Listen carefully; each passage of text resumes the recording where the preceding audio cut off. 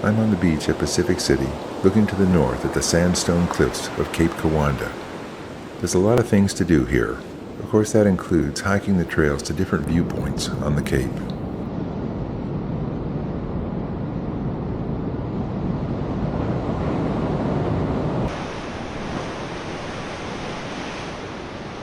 Other activities include climbing a huge 240-foot high sand dune. You could go surfing, or even try kayak surfing.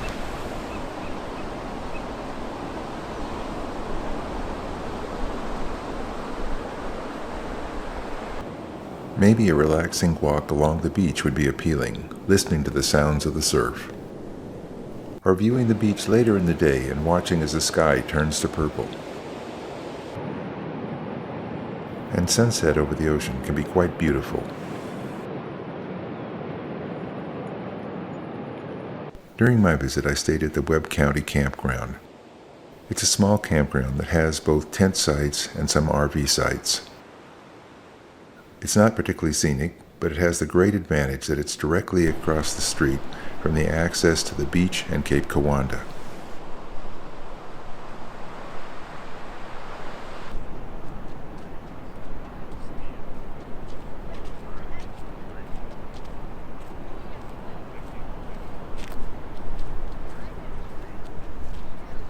As you walk down onto the beach, you can see Haystack Rock directly ahead, and further to the north, Cape Kiwanda. It's a little confusing that there are two Haystack Rocks on the northern Oregon coast. The one here in Pacific City, and the one a little further north at Cannon Beach. They're both monolithic basalt, that is, volcanic rock. This Haystack Rock sits about a mile offshore, and at 340 feet high is more than 100 feet higher than the Haystack Rock at Cannon Beach.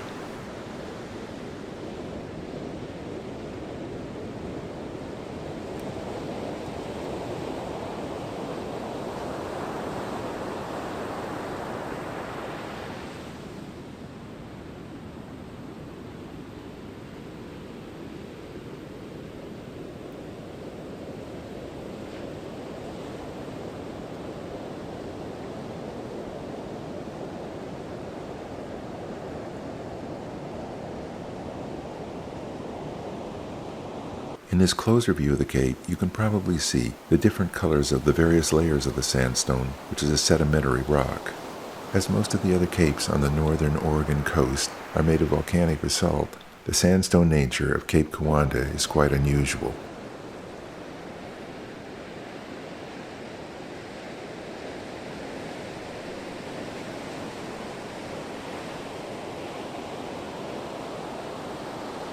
To get to viewpoints up on the Cape, you need to climb up on the sand dune and head to the west, which is to the left. It's not easy to climb the sand dune, as it's relatively steep, and the sand slips backwards as you try and push off against it. You also need to decide whether you're going to wear shoes or go barefoot. A lot of people take off their shoes to climb the dune, but for what it's worth, I wore my shoes.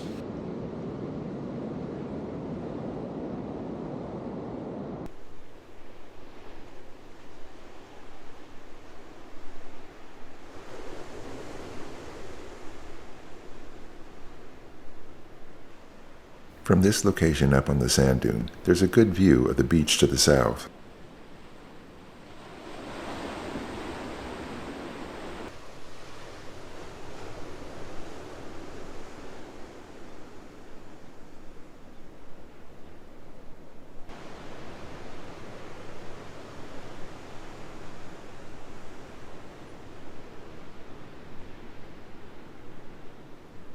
Now reach a relatively level and firm area of sandstone. Directly ahead, you can see a safety fence. Cape Kiwanda has sometimes been a dangerous place for visitors.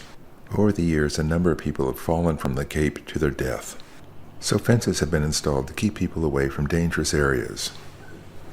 Visitors to the Cape are well advised to not go past the fences.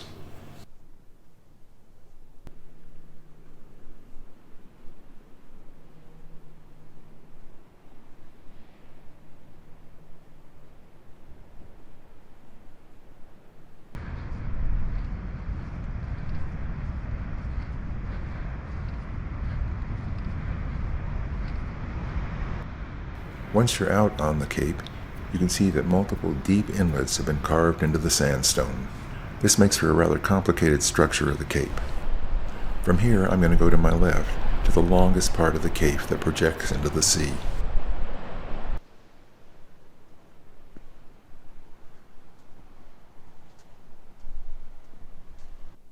This trail heads out on the south side of the cape, leading to an observation point overlooking a deep inlet and the very most western tip of the cape.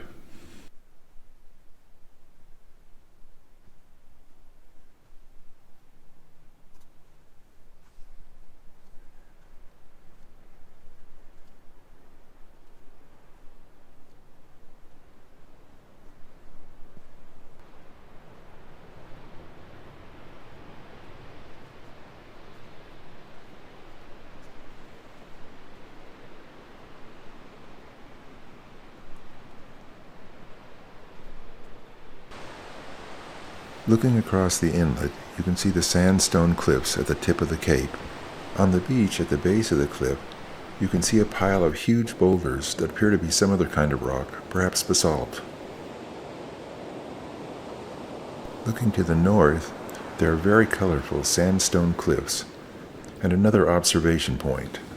I walked over to the northern observation area and enjoyed the view of the cliffs and the ocean and the sound of the waves crashing against the cliffs.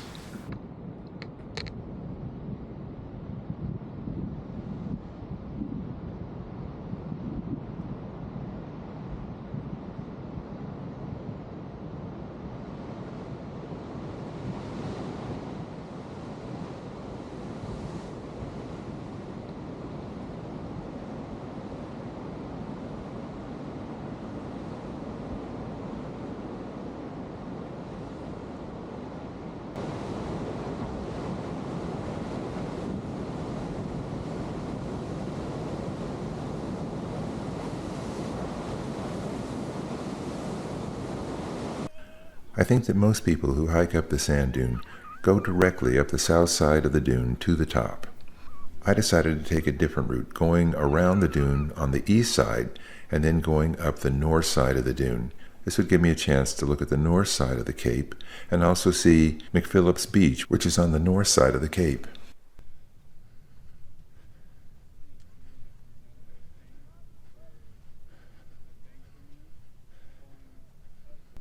As I'm walking here along the east side of the dune, you can see that there aren't a lot of footprints in the sand, so indeed not that many people take this route. I've now gone far enough that I can see the ocean and McPhillips Beach.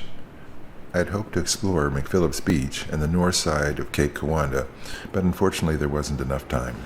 So at this point I turned around and headed back south, but this time walking directly up to the peak of the big sand dune.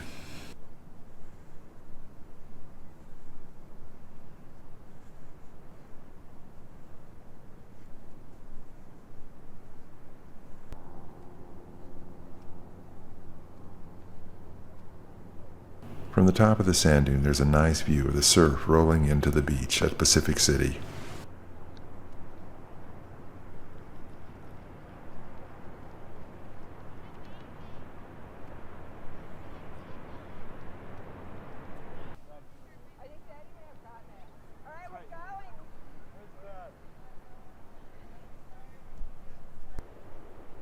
I decided to walk down from the dune by going a still different route, heading to the west towards Cape Kiwanda and the Pacific Ocean.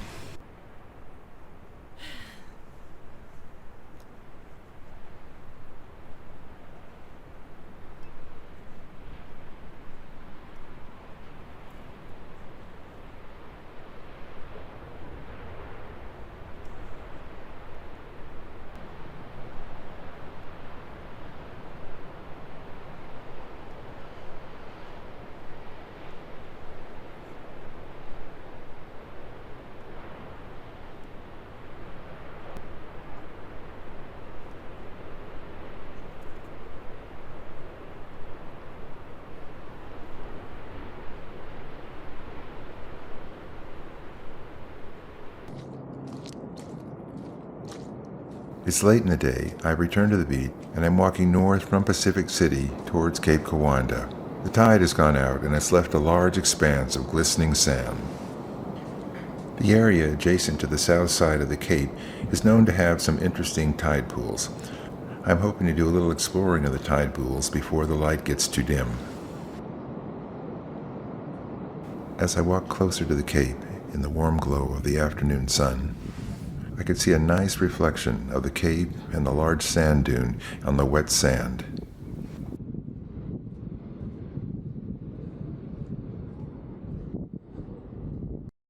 By the time I got to the tide pool area at the base of the sandstone cliffs, the light was definitely fading. There was just a little time to take a few pictures, and I did manage to see a few things in tide pools.